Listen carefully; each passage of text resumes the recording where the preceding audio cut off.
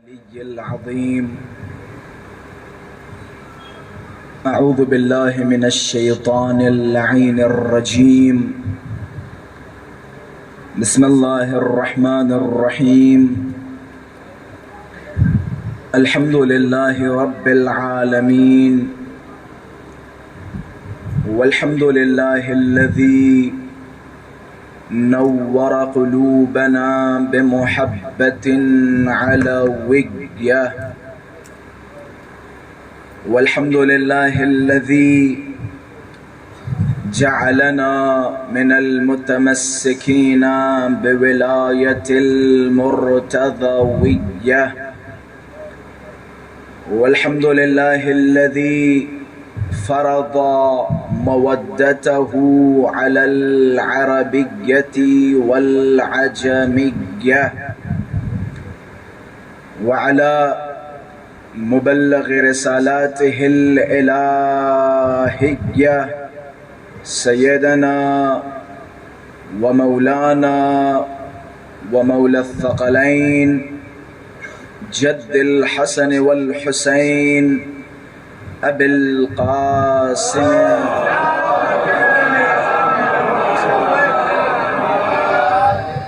القاسم مصطفى محمد.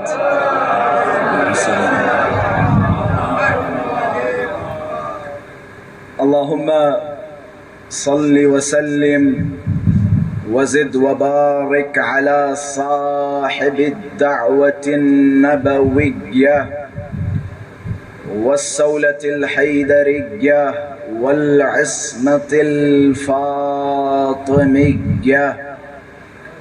والحلم الحسنية والشجاعة الحسينية والعبادة السجادية والمآصر الباقرية والآثار الجعفرية والعلوم الكاظمية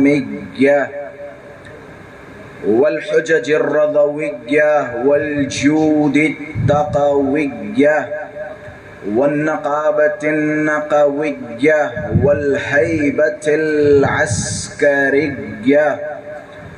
والغيبة الإلهية الحجة القائمية صلوات الله وسلامه عليهم أجمعين.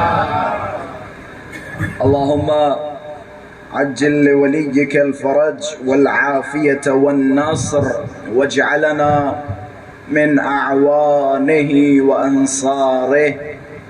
اللهم كن لوليك الحجة ابن الحسن صلواتك عليه وعلى آبائه في هذه الساعة وفي كل الساعة وليا وحافظا وقائدا وناصرا ودليلا وعينا حتى تسكنه أرضك طوعا وتمتعه فيها طويلا.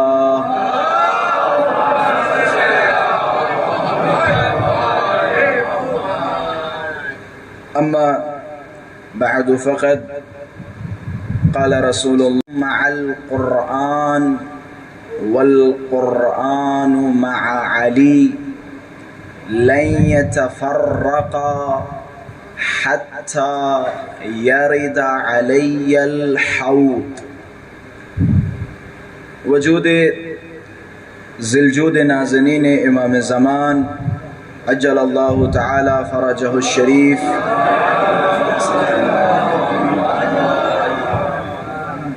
حضرت کی سلامتی اور حضرت کے ظہور میں تعجیل، علماء کرام کی سلامتی اور مراجعین عظام کی سلامتی اور مقامات مقدسہ کی سلامتی اور آپ سب اپنی سلامتی، اور بالخصوص وہ افراد جو سیلاب کی وجہ سے پریشان ہیں، بالخصوص ہمارے پڑوسی ملک میں، ان سب کی سلامتی اور ان سب کی حفاظت کے لیے بآواز بلند صلوات ہدیہ فرمائیں.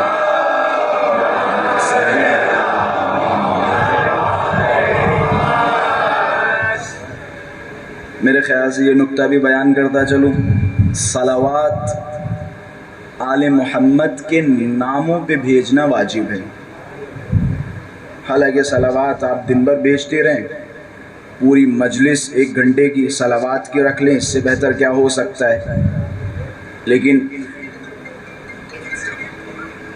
صلوات جو روایتوں میں تاکید ہوئی ہے وہ نام کے اوپر، مثال کے طور پہ امام زمان، یہ نام نہیں ہے، یہ نام نہیں ہے، یہ زمانے کا امام، یہ نام نہیں ہے۔ مولا کا نام ایک مخصوص ہے کہ جسے سننے کے بعد صلوات بھیجنا ضروری ہے۔ ویسے آپ صلوات ماشاءاللہ سے دن بھر بھیجتے رہیں، اس میں کوئی حرج نہیں، ثواب ہی ہے انشاءاللہ۔ ایک صلوات پڑھے محمد والے محمد کے ساتھ۔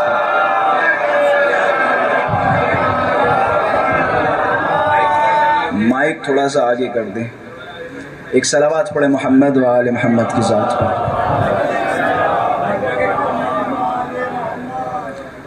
آواز اچھی ہے ماشاءاللہ سے، ایک اور صلوات پڑھے محمد والے محمد کی ذات پر۔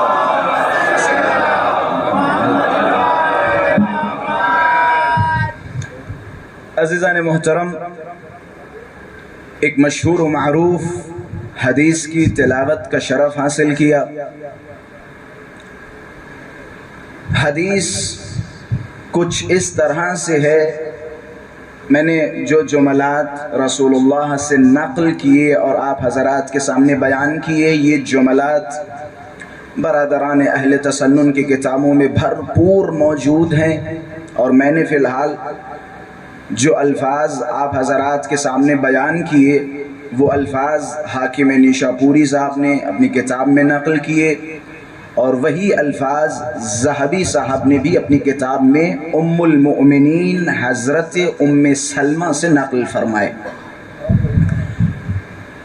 تھوڑی سی شان بھی بیان کرتا چلوں، یہ حدیث کچھ اس طرح سے جناب ام سلمہ نے بیان کی۔ ابی ثابت جو کہ جناب ابو ذر غفاری کے غلام ہوا کرتے تھے، یہ بیان کرتے ہیں، اور انہی سے حاکم نیشاپوری صاحب اور ذہبی صاحب نے اس روایت کو نقل کیا۔ انداز دیکھیے، انداز یہ ہے کہ ابی ثابت جناب ابو ذر کے غلام یہ بیان کرتے ہیں، جنگ جمل میں پریشان ہو گیا جب میں نے سامنے ایک خاتون کو دیکھا جن کی نسبت رسول اللہ کی طرف تھی، کہ جب میں نے ان خاتون کو دیکھا تو میں پریشان ہو گیا کہ بھائی ان میں سے حق کون ہے اور باطل کون ہے۔ کہتے ہیں صبح سے ظہر تک پریشان رہا، اور ظہر کے وقت رسول اللہ کی حدیث یاد آ گئی کہ جس میں رسول نے فرمایا تھا اگر پوری کائنات ایک راستے پہ جا رہی ہو اور علی ایک منفرد راستے پہ جا رہے ہو تو علی کی پیروی کرنا، پوری کائنات کو چھوڑ دینا۔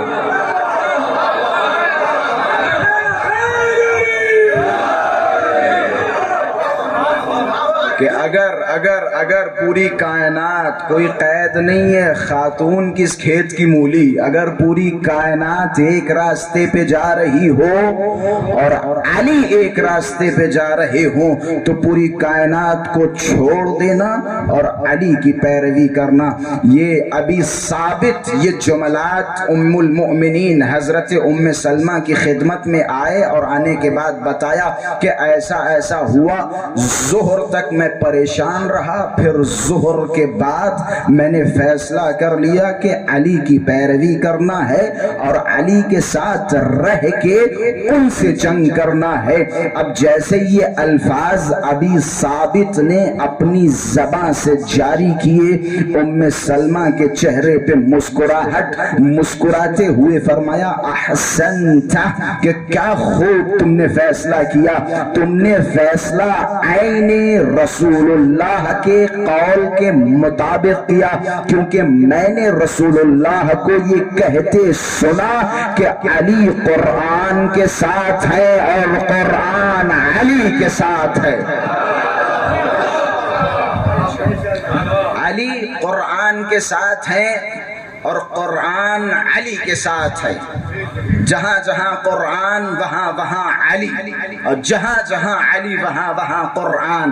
لن یتفرقا، نہ قرآن علی سے جدا ہو سکتا ہے اور نہ علی قرآن سے جدا ہو سکتا ہے. جنہوں نے قرآن کا دامن تھاما اور علی کا دامن پکڑا، علی کے دامن کو چھوڑ کے اگر انسان قرآن کی تلاوت کرے تو خدا کی قسم جتنی آیتیں قرآن کی پڑھتا جائے گا علی کی محبت کے بغیر، اتنی لعنت یہ قرآن کرتی جائے گی، اتنی لعنتیں یہ قرآن کرتی جائے گی. یہ تو جاہل تھے جنہوں نے یہ دعویٰ کیا حسبنا کتاب اللہ، حسبنا کتاب اللہ، ہمارے لیے اللہ کی کتاب کافی ہے. اچھا، خوبصورتی یہ ہے کہ وہ افراد جو دعویٰ کرتے رہے کہ ہمارے لیے قرآن کافی ہے، انہوں نے بھی 70 یا 80 مرتبہ یہ کہا علی نہ ہوتے تو ہم ہلاک.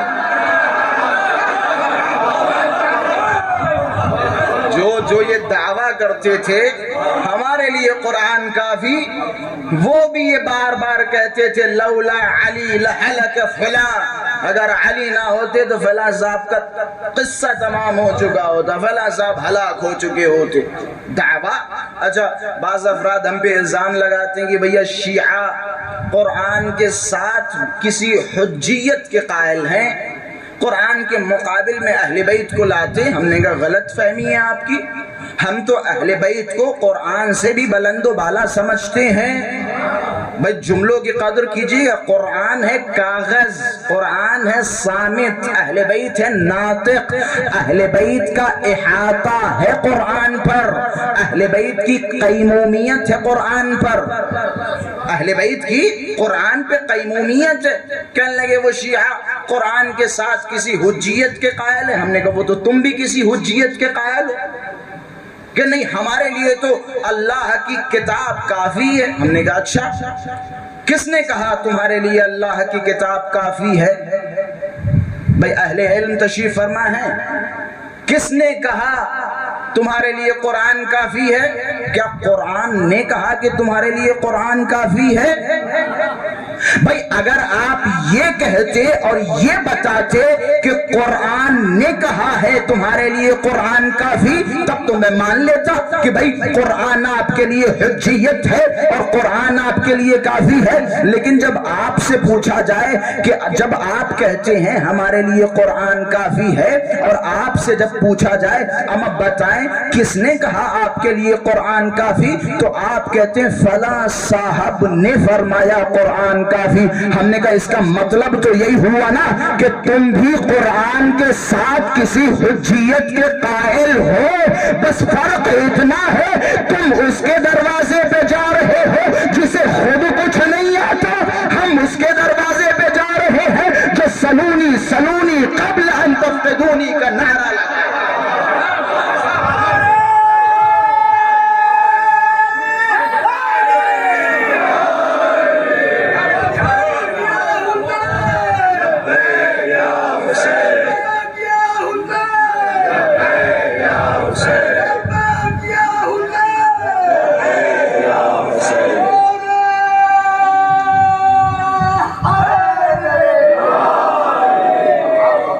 قرآن کافی، قرآن کافی. وہ افراد جو قرآن کافی کے نعرے لگاتے ہیں، دعویٰ ہے بغیر اہل بیت کے 2 رکعت نماز فجر قرآن سے ثابت نہیں کر سکتے. جائیں اور دعوے لگا رہے ہمارے لیے قرآن کافی، قرآن کافی. خود قرآن نے فرمایا آپ کے لیے قرآن کافی، فلاں صاحب نے فرمایا. اس کا مطلب قرآن کے ساتھ آپ فلاں صاحب کی بھی بات مانتی. بس فرق اتنا ہے کہ تم ایسوں کی بات مانتی ہو جو ہمیشہ چلاتا رہا اور چیختا رہا، ممبروں پہ بیٹھ کے کہتا رہا کہ مجھ سے پڑھا لکھا یہ پورا مدینہ ہے، یہاں تک کہ مدینے کی یہ عاجز عورتیں بھی مجھ سے زیادہ پڑھی لکھی ہیں. یہ ان کے نعرے ہیں. ہم ان کو فالو کرتے ہیں اور ان کی حجیت کے قائل ہیں جو مختلف ممبروں سے فرماتے رہے جو پوچھنا ہو پوچھو. اس سے پہلے کہ میں تمہارے درمیان سے چلا جاؤں، قرآن بغیر اہل بیت سمجھ نہیں سکتے. آپ کتنی بھی قرآن کی تلاوت کریں، آپ قرآن کو گھول کے پی جائیں، لیکن آپ کے دل میں علی کے لیے الفت نہیں، تو یہی قرآن تم پہ لعنت کرے گا، یہی قرآن تم پہ لعنت کرے گا۔ صاحب اعجاز، صاحب معجزہ امیر المؤمنین کہتے مولا کا رواج یہ تھا کہ مولا راتوں میں کمیل ابن زیاد کا ہاتھ پکڑتے تھے، اس طرح سے ہاتھ پکڑنے کے بعد کوفے سے وادی السلام تک آیا کرتے تھے راتوں میں، اور راتوں میں جناب کمیل کو اسرار سکھایا کرتے تھے، راز سکھایا کرتے تھے۔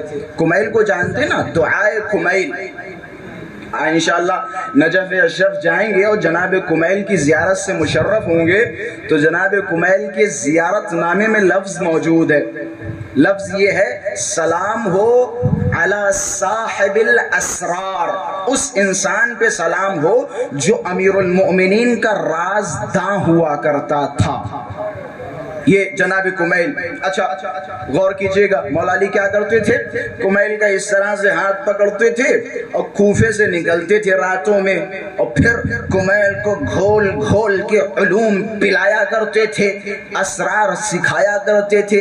ایک دن کیا ہوا، جناب کمیل مولا علی کے ہاتھ کو پکڑ کے کوفے سے نکلے۔ اب جیسے ہی کوفے سے تھوڑا باہر ہوئے، آخر کوفہ کسی گھر سے قرآن کی تلاوت کی بہترین آواز سنائی دی۔ بھئی کیونکہ قرآن کے حافظ تھے جناب کمیل، قاری قرآن بھی تھے، بہترین تجوید کے مالک بھی تھے، قرآن سے انسیت تھی۔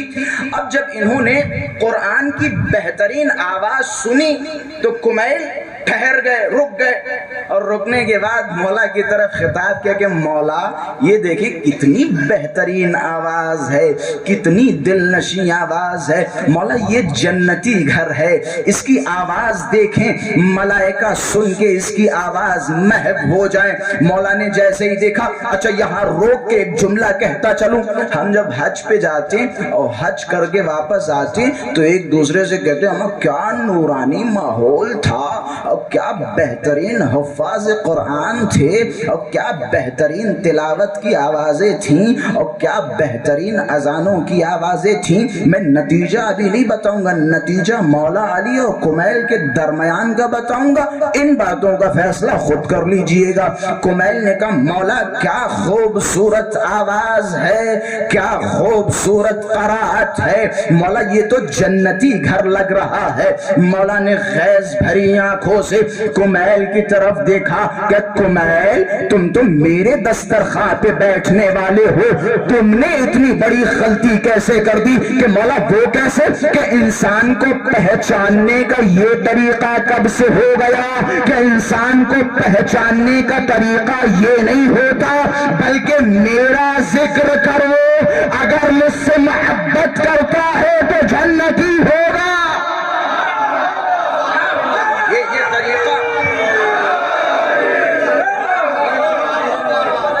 یہ طریقہ کب سے ہو گیا؟ اچھا قصہ یہاں ختم نہیں ہوا، تھوڑے دن کے بعد جنگ نہروان آئی۔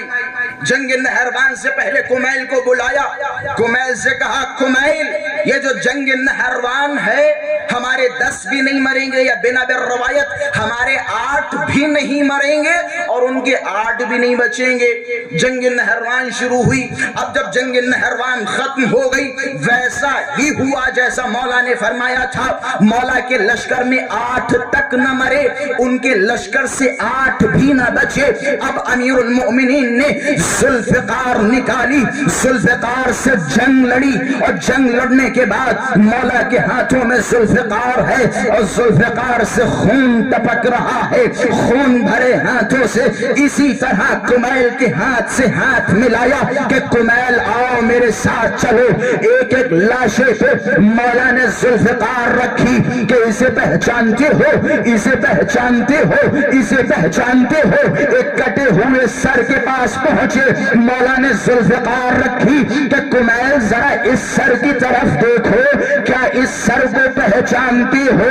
اب جب کمیل نے دیکھا کمیل پریشان ہو گئے، مولا سے فرمایا مولا کیا یہ وہی سر ہے جس سر کو میں سوچ رہا ہوں. مولا نے مسکراتے ہوئے فرمایا کمیل غور کرو، یہ وہی سر ہے جو راتوں میں قرآن پڑھا کرتا تھا.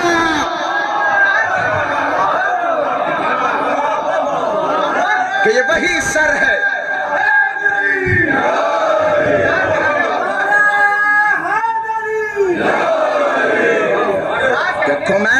کمیل یہ وہی سر ہے جو راتوں میں قرآن پڑھا کرتا تھا. یہ الفاظ کی قرائت کرتا تھا لیکن قرآن کی روح سے دشمنی رکھتا تھا. یہ قرآن کے الفاظ سے متمسک تھا لیکن قرآن کے معنی سے متمسک نہیں تھا. کمیل دیکھو، یہ راتوں میں قرآن کی تلاوت تو کرتا تھا لیکن دل میں بغض علی ہوتی تھی. یاد رکھیں، اگر ذرہ برابر کسی انسان کے دل میں بغض علی ہو تو خداوند متعال جنت کی خوشبو اس کی قسمت میں نہیں رکھے گا. ذرہ برابر، ذرہ برابر. آج میں افسوس کرتا ہوں ان شیعوں کے حال پر. بڑا افسوس ہوتا ہے ان شیعوں کے حال پہ جو شیعہ کہتے رہتے ٹھیک ہے مولا سے دشمنی ہے تو کیا ہوا، امام حسین سے تو دوستی ہے، یا امام حسین سے دشمنی ہے تو کیا ہوا، فلاں امام سے تو دوستی ہے. جان اہل بیت کی کسی شخصیت کے بارے میں ذرہ برابر اگر کوئی انسان علی سے دوستی، حسن سے دوستی، حسین سے دوستی، تمام اہل بیت سے دوستی رکھتا ہو اور ابو الائمہ ابو طالب سے دشمنی رکھتا ہو، خدا گریبان پکڑ کے منہ کے بل جہنم میں پھینک دے. اہل بیت سے دشمنی اور اہل بیت کے دشمنوں سے ذرہ برابر محبت انسان کو جنت کی خوشبو سے محروم کر دیتی ہے. ذرہ برابر. یہ روایت ہے. کہتے ہیں جناب جبرائیل، میں اس سے سخت روایت لا نہیں سکتا، کہتے ہیں اگر جناب جبرائیل کے دل میں رائے کے دانے کے برابر ان کے لیے، میں نام نہیں لوں گا، ان کے لیے رائے کے دانے کے برابر محبت ہو تو خداوند متعال جبرائیل کو جنت سے محروم کر دے گا. ذرہ برابر. اب یہ میں بڑا تعجب کرتا ہوں، بعض افراد کہنے لگتے ہیں ٹھیک ہے اتنے برے نہیں تھے، وہ اتنے برے نہیں تھے، ٹھیک ہے ان میں عیب تھے، ان میں نقائص تھے لیکن اتنے برے نہیں تھے. کبھی کبھی ہمارے دلوں میں گوشہ محبت کھل جاتا ہے. ایک صاحب آئے مولا کی خدمت میں. دیکھیں بھائی، اردو ادب ماشاءاللہ سے، اردو ادب سے تعلق رکھنے والے افراد میرے سامنے بیٹھے ہوئے. ایک صاحب آئے مولا کے پاس، آنے کے بعد عرض کیا کہ مولا ہمیں آپ سے بھی محبت ہے اور فلاں صاحب سے بھی محبت ہے. کہ مولا آپ سے بھی محبت ہے اور فلاں صاحب سے بھی محبت ہے. مولا نے کیا بہترین جواب دیا کہ تمہیں ہم سے بھی محبت ہے اور فلاں صاحب سے بھی محبت ہے. حضرت نے فرمایا انت الاعور، تم کاڑے ہو. میں سمجھ رہے ماشاءاللہ سے. اچھا آپ سے اچھا یہ کاڑا پن کون سمجھے گا؟ فرمایا انت الاعور، تم کاڑے ہو. کاڑا کسے کہتے ہیں؟ بچوں کے لیے بتاتا چلوں، جس کی ایک آنکھ ٹھیک ہو اور ایک آنکھ خراب ہو. حضرت نے فرمایا تم ہم سے بھی محبت کرتے ہو اور ان سے بھی محبت کرتے ہو. انت الاعور، تم کاڑے ہو.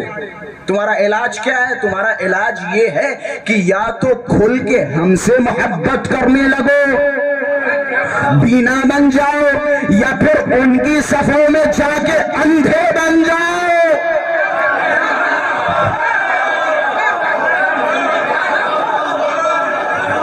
یہ منافقت ہمارے پاس نہیں چلے گی.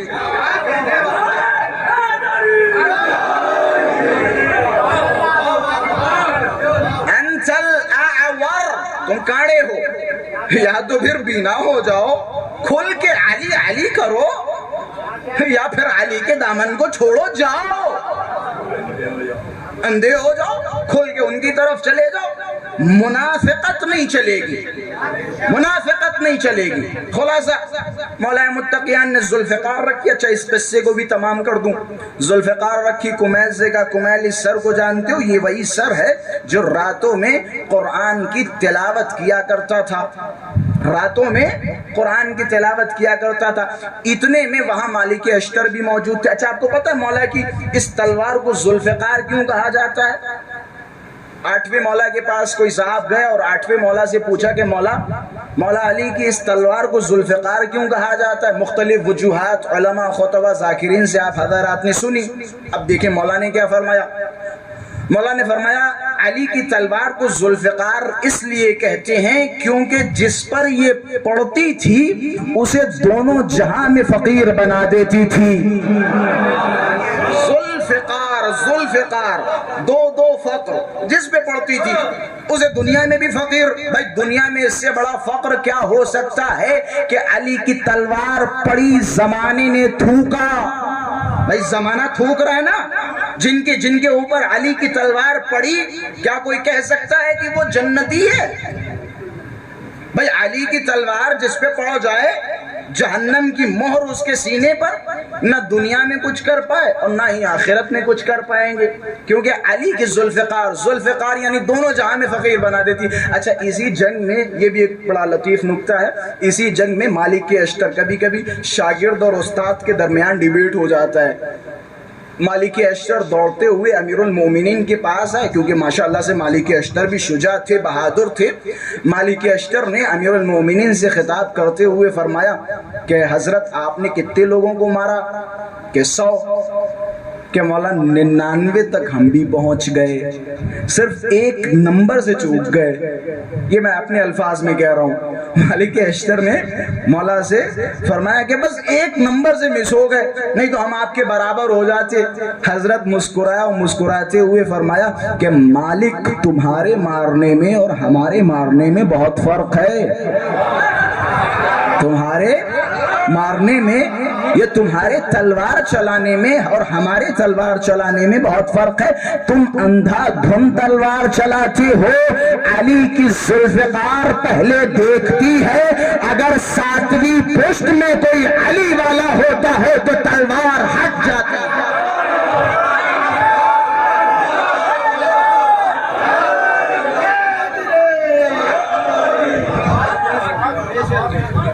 علی کی تلوار ہٹ جاتی. خلاصہ علی مع القرآن، علی قرآن کے ساتھ، قرآن علی کے ساتھ ہے. مسلمانوں کا عجیب مسئلہ ہے، دن بھر قرآن پڑھ رہے ہیں، راتوں میں قرآن پڑھ رہے ہیں اور نمازوں میں قرآن ختم کر رہے ہیں.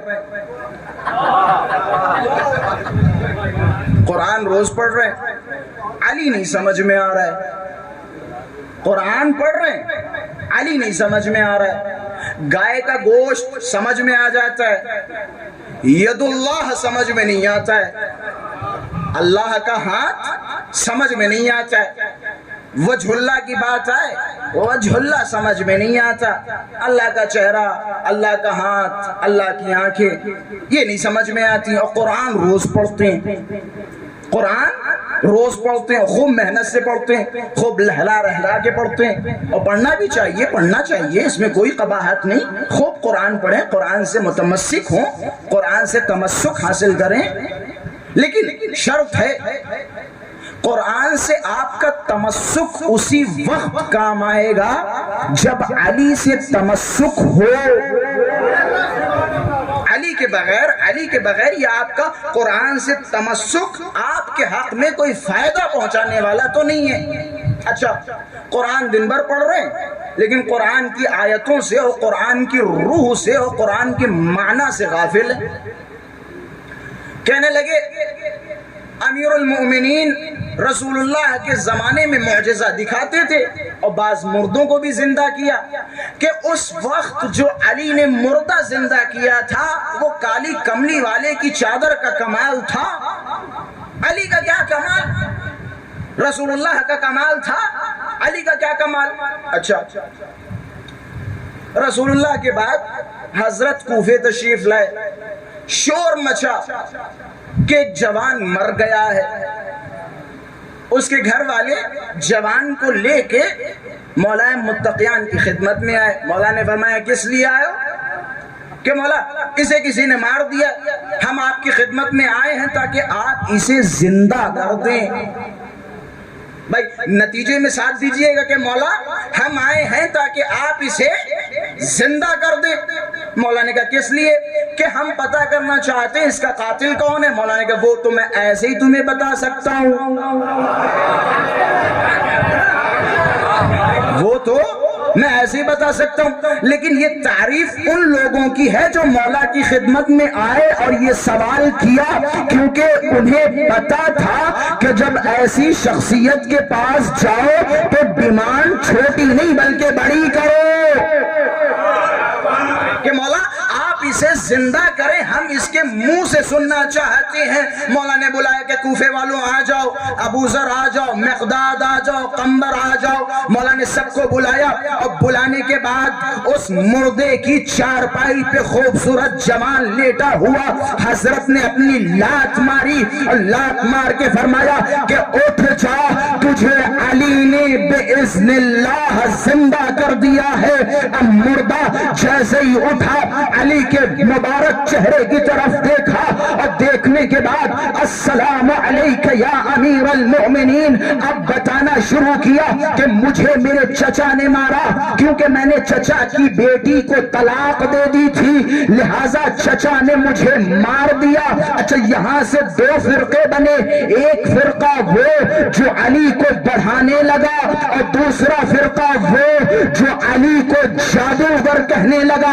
اب جب آواز بلند ہوئی کہ علی نے جادو دکھایا، علی نے جادو دکھایا، مولا متقیان نے کوفے والوں کو جمع کیا اور کوفیوں سے کہا اے کوفے والوں، کیا تم قرآن نہیں پڑھتے کہ مولا پڑھتے ہیں؟ کہ کیا تم نے سورہ بقرہ نہیں پڑھا کہ مولا پڑھا ہے؟ مولا نے فرمایا قرآن کے پڑھتے ہو لیکن غور نہیں کرتے۔ سورہ بقرہ میں خدا فرماتا ہے فَقُلْ نَضْرِبُوهُ بِبَعْضِهَا، ہم نے موسیٰ سے کہا اس گائے کے گوشت کو مردے پہ مار دو، مردہ زندہ ہو جائے گا۔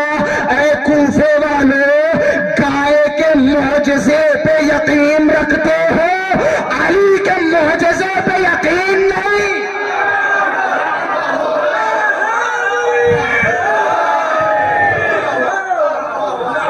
کوفے والوں، گائے کا گوشت اگر مردے پہ لگے تو مردہ زندہ ہو جائے، ید اللہ مردے سے مس ہو مردہ زندہ نہ ہو۔ یہ مسلمانوں کی عجیب عجیب سوچ ہے۔ مسلمانوں کو وہ گائے کے گوشت کا ٹکڑا تو سمجھ میں آ جاتا ہے لیکن یہ ید اللہ سمجھ میں نہیں آتا۔ اچھا میں اور وضاحت کر دوں تاکہ آپ حضرات کو اور آگے تک پہنچا دوں۔ ناقۃ اللہ، اللہ کا ناقہ، ید اللہ، اللہ کا ہاتھ، وجہ اللہ، اللہ کا چہرہ۔ آسان الفاظ ہے، میں نے بیان کیا تاکہ بچوں تک بات پہنچ جائے۔ ناقۃ اللہ کا تذکرہ قرآن میں ہے، اللہ کا ناقہ، اللہ کی اونٹنی۔ بھائی ایسا کیا کیا تھا اس اونٹنی نے جو اسے اللہ کی اونٹنی کہا گیا؟ یہ جناب صالح کا معجزہ تھا، ایک پہاڑ سے یہ اونٹنی برآمد ہوئی تھی۔ اچھا اسے اللہ کی اونٹنی کیوں کہا گیا؟ مسلمانوں نے تفسیر کی اور ہمیں بتایا کہ اسے اللہ کی اونٹنی اس لیے کہا جاتا ہے کیونکہ اسے دیکھنے کے بعد اللہ کی یاد آتی ہے۔ بھائی ساتھ دیجئے گا۔ تو کہنے لگے ہر وہ چیز جس سے اللہ کی یاد آئے یا جو اللہ کے معجزات کا مظہر ہو اسے اللہ کی طرف منسوب کر دیا جاتا ہے۔ میں نے کہا واہ مسلمانوں، تمہاری سوچ پہ سلام، تمہیں اللہ کی اونٹنی تو سمجھ میں آ گئی، اللہ کا وہ معجزے والا ہاتھ سمجھ میں نہیں آیا۔ وہ ہاتھ کہ جس نے باب خیبر کو 2 انگلیوں پہ اکھاڑا ہو، وہ ہاتھ تمہیں سمجھ میں نہیں آیا لیکن اللہ کی وہ اونٹنی سمجھ میں آ گئی۔ اچھا مسلمانوں نے ہمیشہ دیکھیں، مسجدوں نے تو ہمارا ساتھ دیا ہی نہیں، مسجدیں ہمارے خلاف، منبر ہمارے خلاف، محراب ہمارے خلاف، مولوی ہمارے خلاف، سب کچھ تو ہمارے خلاف تھا، حکومتیں ہمارے خلاف۔ پھر یہ فضائل اہل بیت ہم تک آ کیسے گئے؟ بھئی کیسے آ گئے؟ اللہ نے ایک وعدہ کیا تھا یریدون ان یطفئوا نور اللہ بافواہہم، یہ لوگ چاہتے ہیں اللہ کے نور کو اپنی پھونکوں سے بجھا دیں. پھونک جانتے نا، پھونکوں سے. یہ لوگ اللہ کے نور کو اپنی پھونکوں سے بجھانا چاہتے ہیں، لیکن انہیں پتہ نہیں ہے نار آپ کی پھونکوں سے بجھ سکتی ہے، نور نہیں بجھتا. آگ آپ پھونک سے بجھا سکتے ہیں، لیکن نور کو کیسے بجھا سکتے ہیں؟ مسجدیں ہمارے خلاف، ممبر ہمارے خلاف، سب کچھ ہمارے خلاف. خدا نے کہا ٹھیک ہے، تم مسجدوں سے تو علی کی برائی کر سکتے ہو، ممبروں سے علی کو برا بھلا کہہ سکتے ہو، لیکن آؤ ہم علی کے فضائل اس قرآن میں ضبط و ضبط کیے دیتے ہیں اور مہر لگائے دیتے ہیں کہ آج کے بعد نہ ہی اس سے کچھ کم کیا جا سکتا ہے اور نہ ہی اس میں کچھ بڑھایا جا سکتا ہے. اور لگا دی مہر، اب دم ہو. مسجدیں تو تم مٹا دو گے، ممبر تو تم مٹا دو گے، محراب تم مٹا دو گے، جہاں جہاں علی کے فضائل بیان ہوں گے ان سب چیزوں پہ تم حملے کر سکتے ہو، مٹا سکتے ہو. لیکن آؤ اگر تم میں جرأت ہو تو قرآن میں علی کے فضائل موجود ہیں، مٹا سکتے ہو تو مٹا کے دکھاؤ. مٹاؤ. کہاں کہاں سے مٹاؤ گے؟ کہاں کہاں سے علی کا ذکر مٹاؤ گے؟ کہاں سے مٹاؤ گے؟ کہتے ابن عباس مدینے میں تفسیر قرآن بیان فرما رہے تھے، معاویہ مدینے پہنچے. اب جب معاویہ مدینے پہنچے، معاویہ کے کچھ جاسوس مدینے میں چاروں طرف گھوم رہے تھے، دوڑتے ہوئے آئے اور آنے کے بعد کہ امیر شام، تمہیں پتا ہے ابن عباس کیا کر رہے ہیں؟ کہ کیا کر رہے ہیں؟ کہ ابن عباس آج کل قرآن کی تفسیر بیان کر رہے ہیں. کہ بھائی اہل بیت سے تعلق رکھنے والے ابن عباس ہیں، وہ قرآن کی تفسیر نہیں بیان کریں گے تو پھر کون بیان کرے گا؟ بیان کرنے دو. کہ امیر شام ظاہر میں ان کا کام ہے قرآن کی تفسیر بیان کرنا، حقیقت تو یہ ہے کہ قرآن کی آڑ میں علی علی کر رہے ہیں، علی کے فضائل بیان کر رہے ہیں. اب ان کے چہرے لال ہو گئے اور کہنے لگے ہم جہاں علی کو مٹانے کے لیے ہزاروں ممبر استعمال کر رہے ہیں، وہیں ابن عباس ممبروں سے علی کا تذکرہ کر رہے ہیں. کہ کس جگہ ابن عباس قرآن کی تفسیر بیان کرتے ہیں؟ کہنے لگے فلاں مسجد میں ابن عباس قرآن کی تفسیر بیان کرتے ہیں اور علی کے خوب فضائل بیان کرتے ہیں. کہ ٹھیک ہے، کل ہم خود جائیں گے ابن عباس کی محفل میں اور اسی محفل میں ابن عباس کو ذلیل کر دیں گے. یہ صاحب اپنے آپ کو بہت پڑھا لکھا سمجھ رہے تھے. پہنچے. اب جب پہنچے تو کیا دیکھا کہ ابن عباس منبر پہ تشریف فرما ہے اور جلال و حشمت کے ساتھ فضائل آل محمد بیان کر رہے ہیں، فضائل علی بیان کر رہے ہیں. اب جب یہ صاحب پہنچے ابن عباس کی طرف دیکھا کہ ابن عباس خبردار، تفسیر قرآن بیان کرو لیکن تمہیں حق نہیں ہے علی کے فضائل بیان کرنے کا. ابن عباس مخاطب ہوئے کہ ذرا یہ بتا کیا تم نے حدیث سنی؟ کہ کون سی حدیث؟ کہ رسول اللہ نے فرمایا من فسر القرآن بالرأی فلیتبوع مقعدہ من النار، جو بھی قرآن کی تفسیر اپنی رائے سے کرے تو خدا اس کے پیٹ کو جہنم کی آگ سے بھر دے گا. کہ ہاں یہ حدیث ہم نے سنی کہ اس حدیث پہ عقیدہ ہے، کہ ہاں اس حدیث پہ عقیدہ بھی ہے. اب ابن عباس نے ہاتھوں کو جوڑا اور کہ ٹھیک ہے، اب میں قرآن کی آیت پڑھتا ہوں، تفسیر تم کرو، تفسیر تم بتاؤ. کہ بتاؤ قرآن کی کون سی آیت ہے؟ ابن عباس نے شروع کیا کہ ذرا بتاؤ اگر میں قرآن کی آیت پڑھوں اور کہوں انما انت منذر ولکل قوم ہاد، اے رسول آپ ڈرانے والے ہیں اور ہر امت کا ایک ہادی ہے، اے معاویہ ذرا بتا اس آیت کی تفسیر کروں تو کیا کروں؟ معاویہ جھلملاتا ہوا ابن عباس سے کہتا ہے ابن عباس مجھے قبول ہے کہ ہادی امت علی ہے،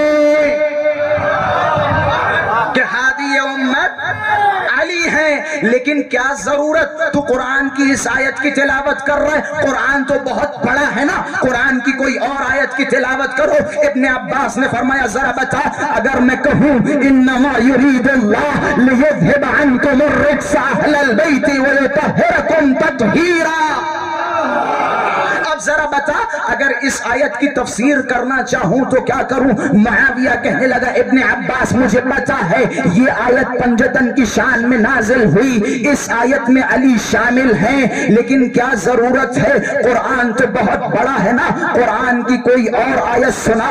ابن عباس نے فرمایا ذرا بتا، اگر میں کہوں قل تعالوا ندعو ابناءنا وابناءکم ونساءنا ونساءکم وانفسنا وانفسکم، ذرا بتا اس آیت میں نفس پیغمبر سے مراد کیا ہے؟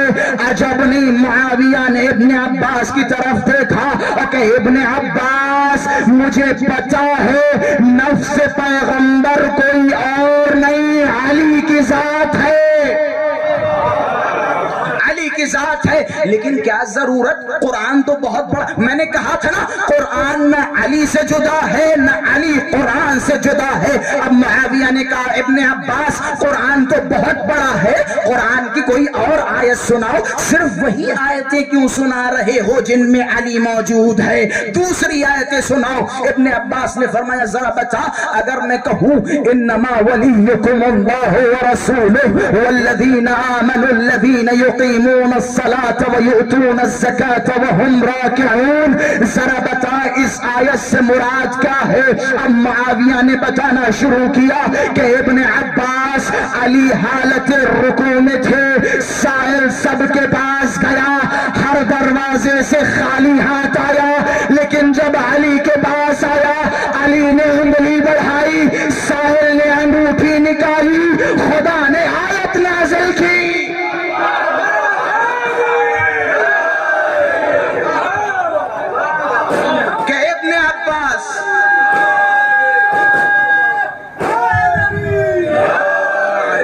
کہ ابن عباس ابن عباس اس آیت میں بھی علی شامل ہیں، کوئی اور آیت سناؤ قرآن کی، قرآن تو بہت بڑا ہے نا، قرآن تو بہت بڑا ہے، قرآن تو بڑا مفصل ہے، قرآن کی کوئی اور آیت سناؤ۔ ابن عباس نے کہا ذرا بتا، اگر میں کہوں قل کفا باللہ شہیدا بینی وبینکم ومن عندہ علم الکتاب، ذرا بتا وہ کون ذات ہے کہ جسے خدا نے علم کتاب سے نوازا؟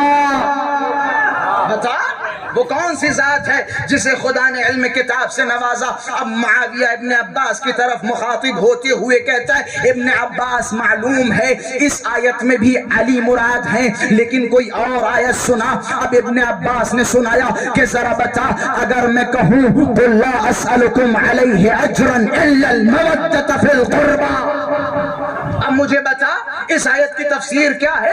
عجب نہیں، معاویہ نے کہا ابن عباس قبول ہے، جانتا ہوں، معلوم ہے کہ اس آیت میں بھی علی شامل ہے، لیکن کیا ضرورت؟ قرآن تو بہت بڑا ہے نا، قرآن کی کوئی اور آیت سنا۔ ابن عباس نے کہا ذرا بتا، اگر میں کہوں سأل سائل بعذاب واقع، جب کسی سائل نے اس عذاب کا سوال کیا کہ اس سے مراد کیا ہے؟ اب دیکھیں معاویہ کیا کہتا ہے۔ معاویہ ابن عباس کی طرف مخاطب ہوا اور کہنے لگا ابن عباس اس آیت کی بھی تفسیر جانتا ہوں کہ تفسیر کیا ہے، کہ جب غدیر نے رسول اللہ نے علی کو دونوں ہاتھوں پہ بلند کرتے ہوئے من کنت مولاہ فہذا علی مولا کا نعرہ لگایا، حارث کھڑا ہوا، حارث نے رسول سے کہا یا رسول اللہ اگر یہ پیغام آپ کی طرف سے ہے تو آپ پہ خدا عذاب نازل کرے، اور اگر خدا کی طرف سے ہے تو مجھ پہ عذاب نازل کرے۔ بس جیسے یہ کہنا تھا خدا نے عذاب نازل کر کے بتا دیا، جو علی کی ولایت کا منکر ہو خدا سما سے عذاب نازل۔ سأل السائل عالم بعذاب واقع.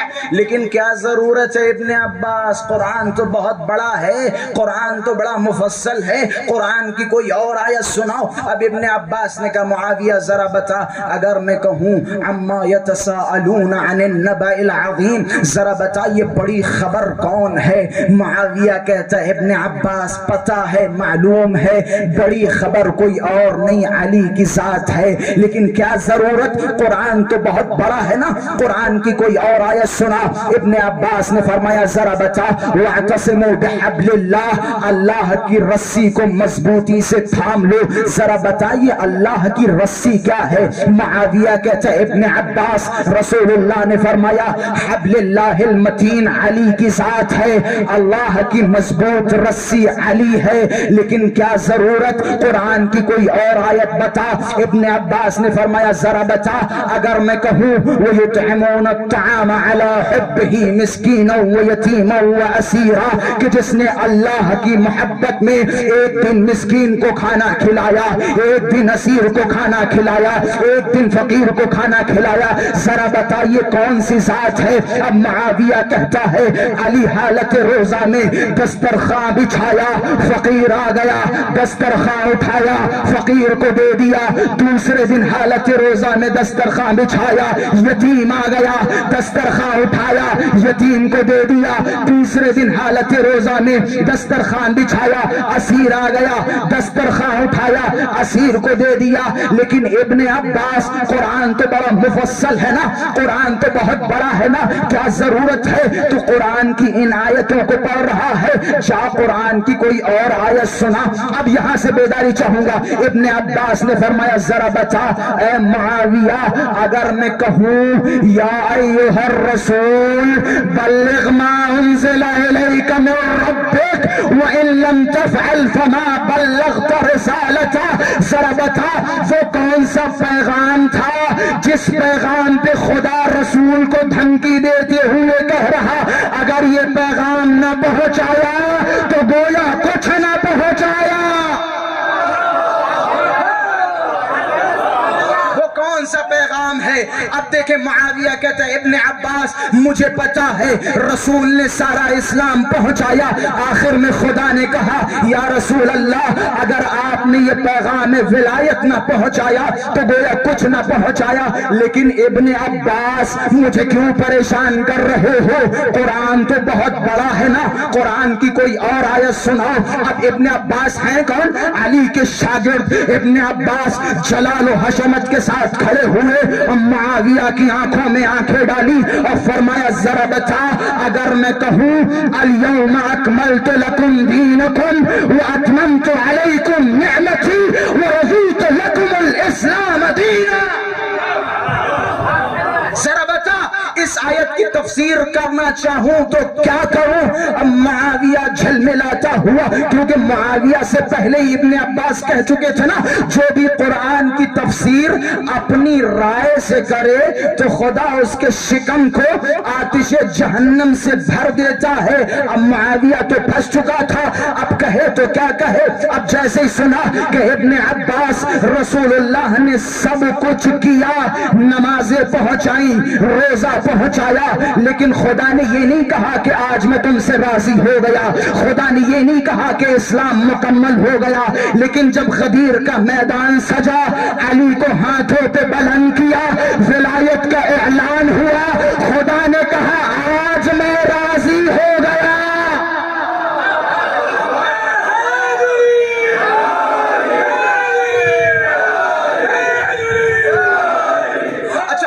بہت زیادہ میں ساری آیتوں کو چھوڑتے ہوئے اب جب بار بار کہا ابن عباس کوئی اور آیت سنا. میں نے کہا تھا نا علی قرآن کے ساتھ ہے، قرآن علی کے ساتھ ہے، جہاں جہاں قرآن وہاں وہاں علی. اب جب یہ بار بار کہہ رہے تھے نا کوئی اور آیت سنا، کوئی اور آیت سنا، کوئی اور آیت سنا، ابن عباس نے بڑا عالمانہ جملہ فرمایا اور بڑا علمی دعویٰ کیا کہ اے معاویہ تو کیا بار بار کہہ رہا ہے کوئی اور آیت سنا، کوئی اور آیت سنا، کوئی اور آیت سنا. اچھا ٹھیک ہے میں فیصلہ تجھ پہ چھوڑ رہا ہوں، جا قرآن پڑھ اور قرآن کی کوئی ایسی آیت تلاش کر جس میں علی نہ ہو.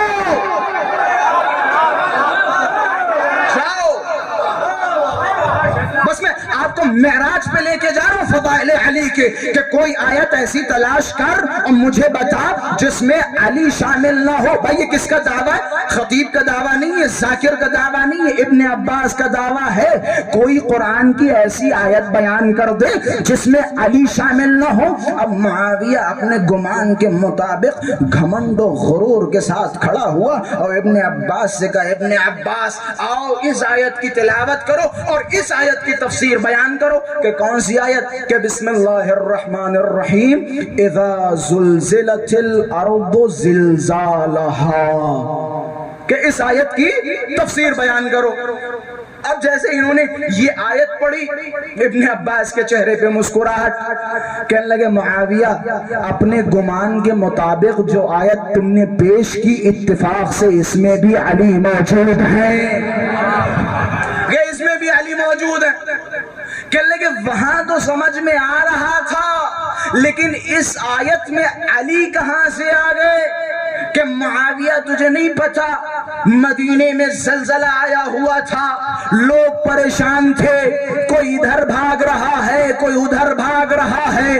بھاگتے بھاگتے علی کے دروازے پہ آئے کہ علی جان کچھ کیجئے, مدینے میں زلزلہ آیا ہوا ہے, لوگ پریشان ہیں, کچھ سمجھ میں نہیں آ رہا, مولا آپ کچھ کیجئے.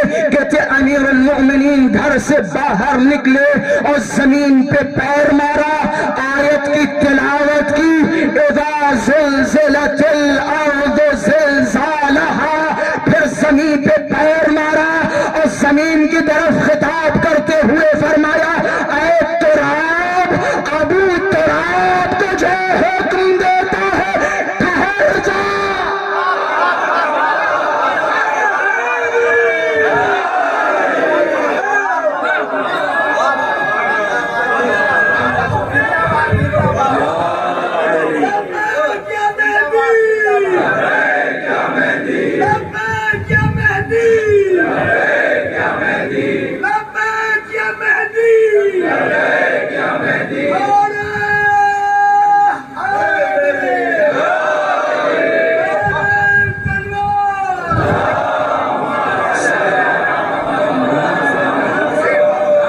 زمین پہ پیر مارا اور کہ تراب, ابو تراب تجھے حکم دیتا ہے ٹھہر جا. کہتے ہیں اس دن کے بعد جب بھی یہ آیت بیان کی جاتی تھی تو علی کا وہ معجزہ ضرور بیان کیا جاتا تھا. اب دیکھیں یہاں سے معاویہ کی پریشانی اور معاویہ کی شکست. ایک تاریخی جملہ دیا, یاد رکھیں یہ تاریخی جملہ بڑا اہم ہے, خاص کر کے اس حدیث کے لیے جو رسول اللہ نے فرمایا جہاں علی وہاں قرآن اور جہاں قرآن وہاں علی.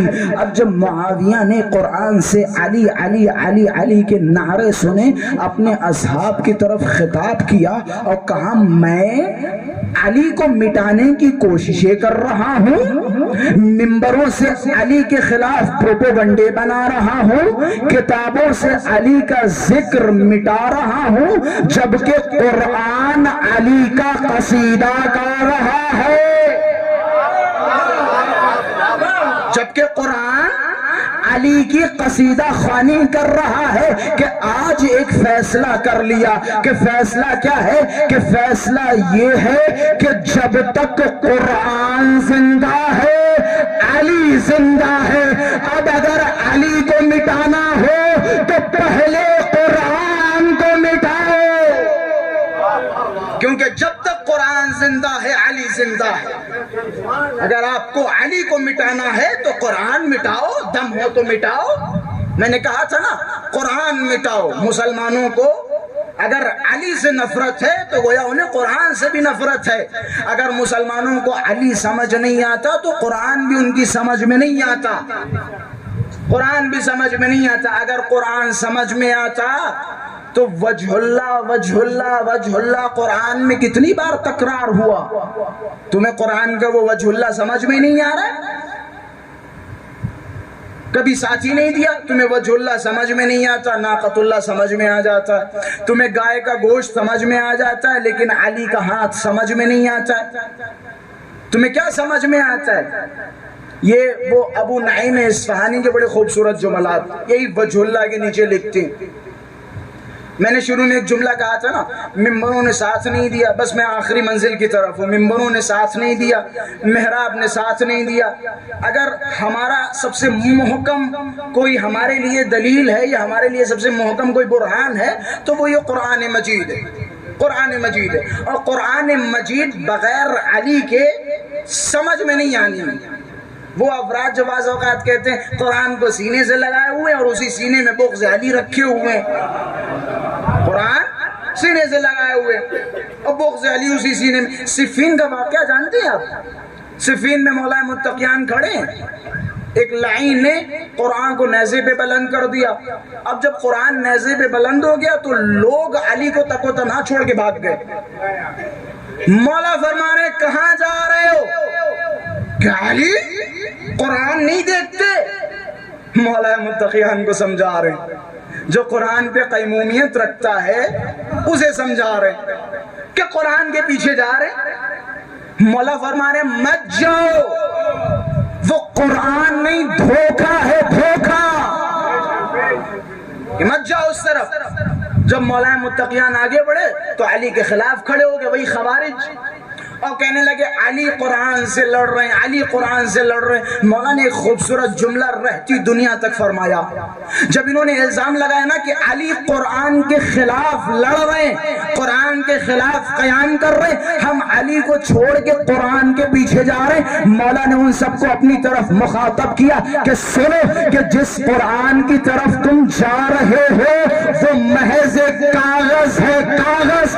قرآن ناطق ادھر کھڑا ہے،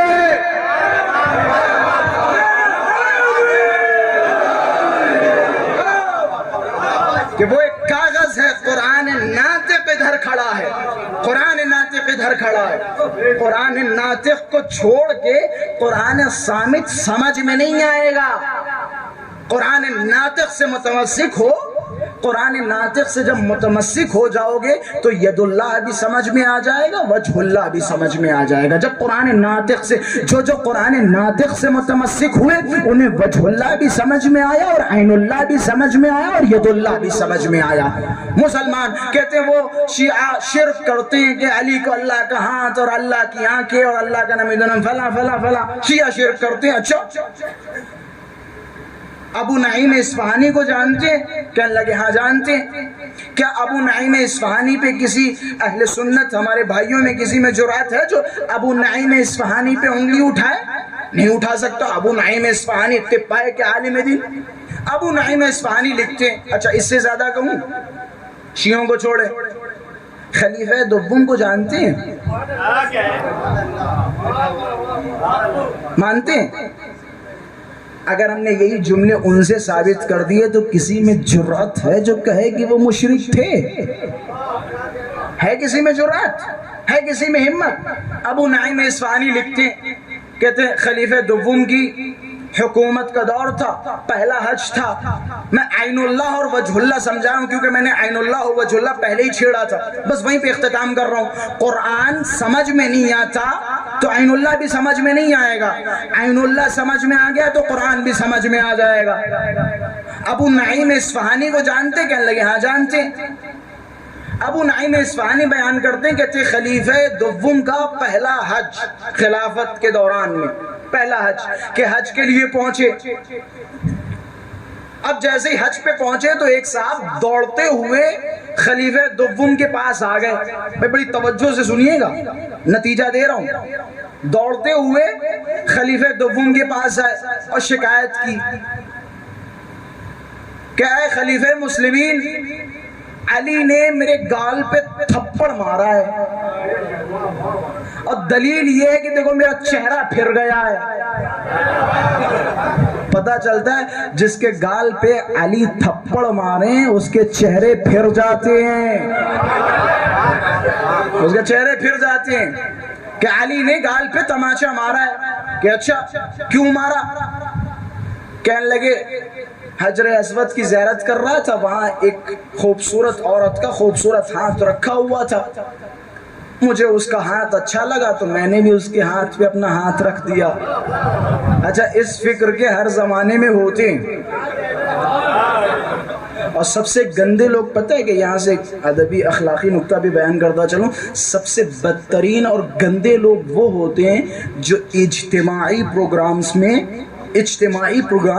اس طرح کی حرکتیں انجام دیں، بالخصوص مجلسیں، جلوس، مجلسیں اصلاً ہمیں حق نہیں ہے، بالخصوص مجلسوں میں، بالخصوص جلوسوں میں اگر ہم نکلیں، اگر ہمارے سامنے مائیں بہنیں ہیں تو آپ اپنی نظروں کو نیچے جھکائیں، آپ اپنی نظروں کو نیچے جھکائیں، آپ بالکل نظروں کو اپنی اونچے نہ کریں، نہ اٹھائیں، اصلاً حق نہیں ہے آپ کو، ویسے بھی کلن حق نہیں ہے، لیکن بالخصوص ان دنوں کا اور ان ایام کا اور ان جلوسوں کا اور ان مجلسوں کا حد اقل احترام باقی رکھیں۔ خلاصہ کہنے لگے ایک عورت کا ہاتھ تھا، خوبصورت ہاتھ تھا، اور مجھے اچھا لگا تو میں نے ان کے ہاتھ پہ اپنا ہاتھ رکھ دیا، کہ پھر کیا ہوا کہ اتنے میں علی نے دور سے دیکھ لیا، اور علی نے جیسے ہی دیکھا میرے پاس آؤ، کس کے میرے گال پہ ایک تماچا مارا کہ میں کیا کروں کہ فیصلہ کیجئے۔ خلیفہ دوم نے جیسے ہی سنا اپنے پاس بلایا، کس کے ایک اور تماچا مارا، کس کے تماچا مارا کہ فیصلہ تو ہو گیا۔ بھائی ید اللہ اور عین اللہ سمجھا رہا ہوں،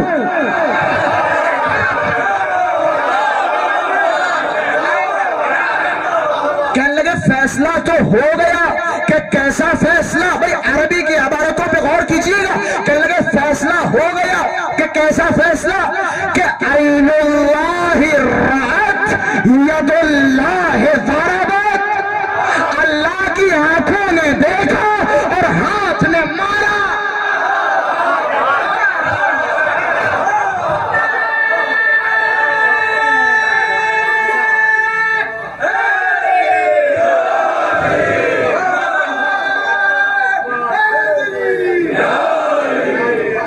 اللہ کی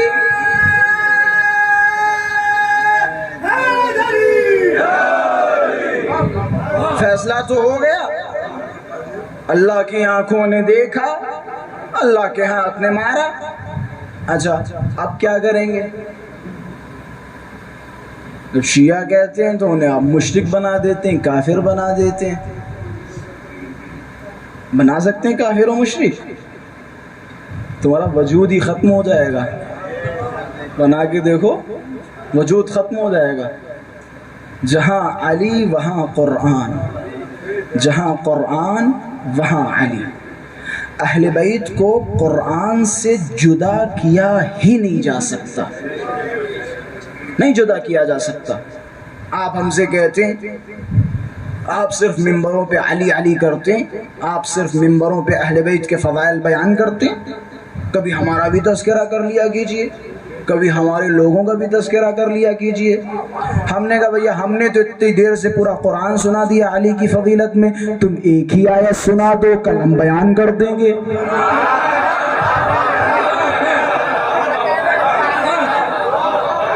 تم ایک ہی آیت سنا دو، ایک ہی آیت سنا دو۔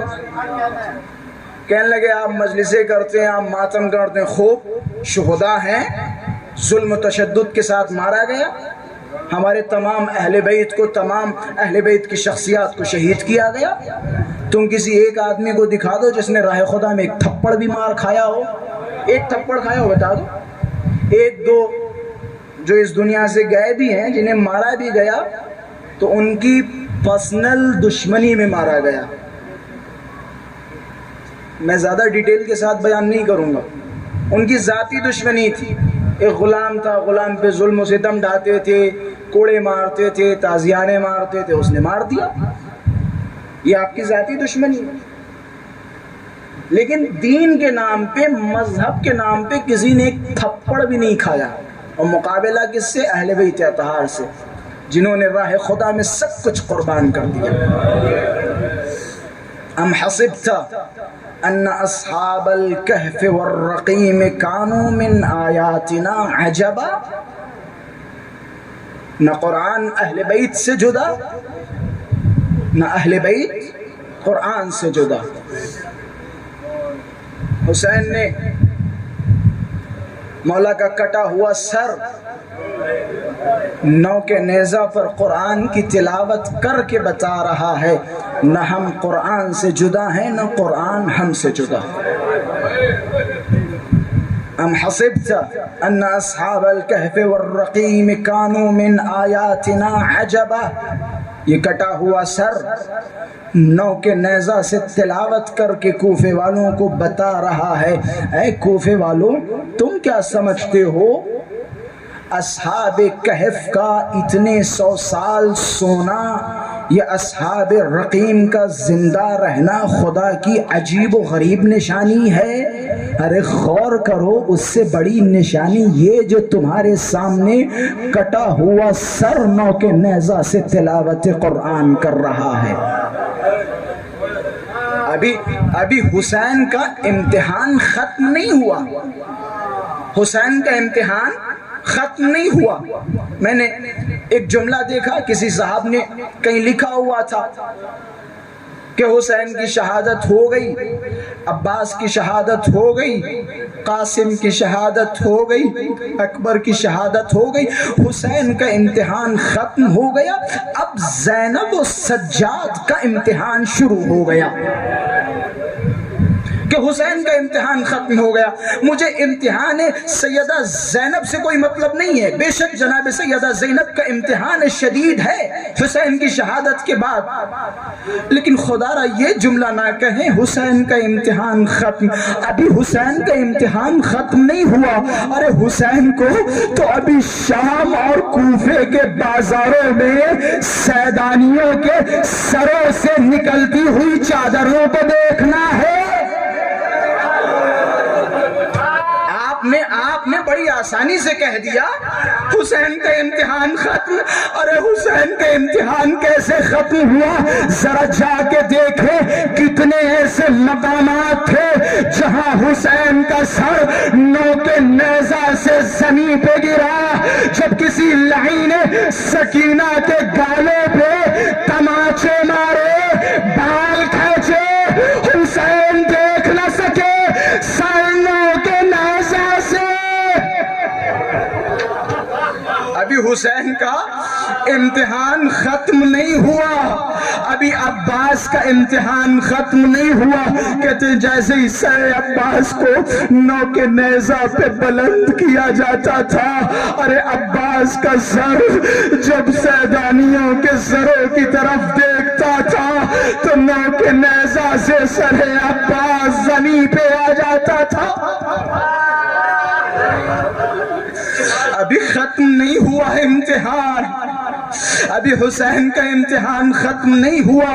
حسین نے عظیم قربانیاں دی، حسین نے ایک دن میں سب کچھ قربان کر دیا راہ خدا میں، حتیٰ ایک چھوٹا سا شیر خارا بچہ جو ایک ماں کی آغوش میں پل رہا تھا، امام حسین نے حجت تمام کرنے کے لیے اس بچے کو بھی گود میں لیا، اشقیاء کے سامنے گئے۔ امام حسین کا یہ مظلومانہ جملہ ہے، اشقیاء سے خطاب کیا کہ اے اشقیاء، اگر تم حسین پہ رحم نہیں کرتے تو کم سے کم اس بچے پہ رحم کر دو، اسے تھوڑا سا پانی پلا دو، اور اگر تم یہ سوچ رہے ہو کہ اس بچے کے بدلے حسین پانی پی لے گا تو میں اصغر کو جلتی ہوئی خاک پہ رکھ دے رہا ہوں، تم خود اسے پانی پلا دو۔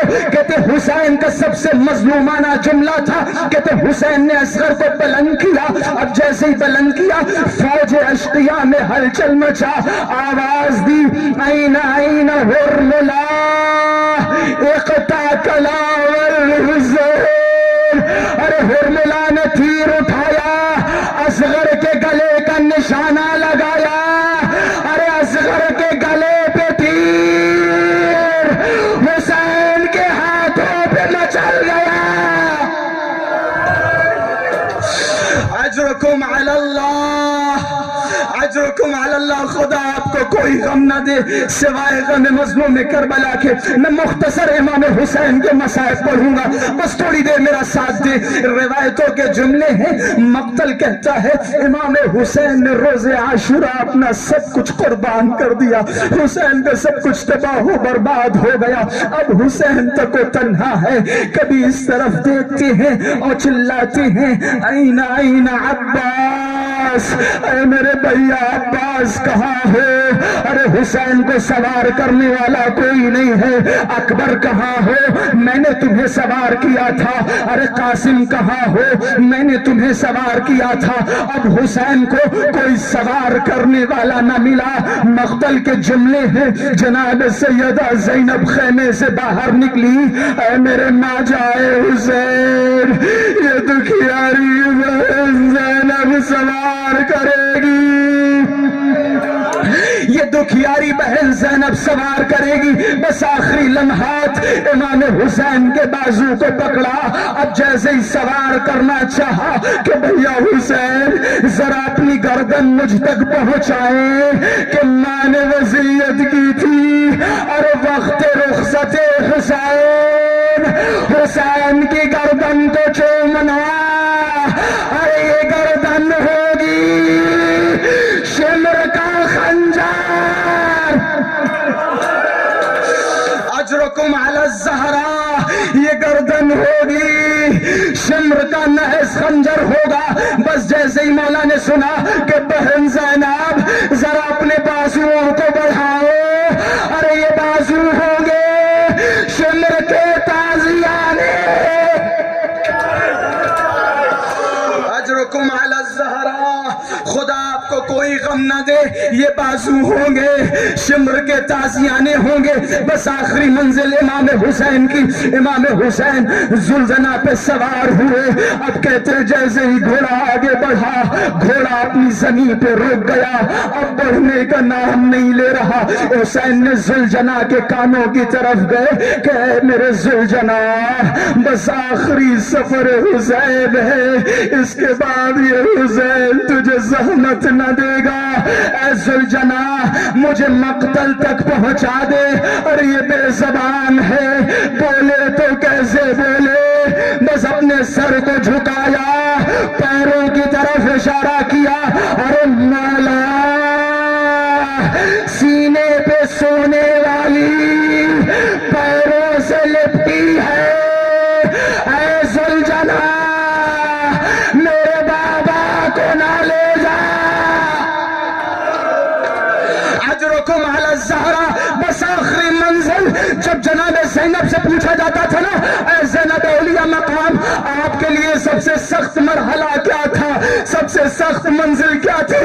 زینب کبریٰ فرماتی ہے میں نے حسین کو رخصت کیا، تھوڑی دیر کے بعد دیکھا حسین گھوڑے سے زمین پہ آئے، چاروں طرف سے گھیرا، کسی نے نیزہ مارا، کسی نے بھالا مارا، کسی نے برچھی ماری، کسی نے تلوار ماری۔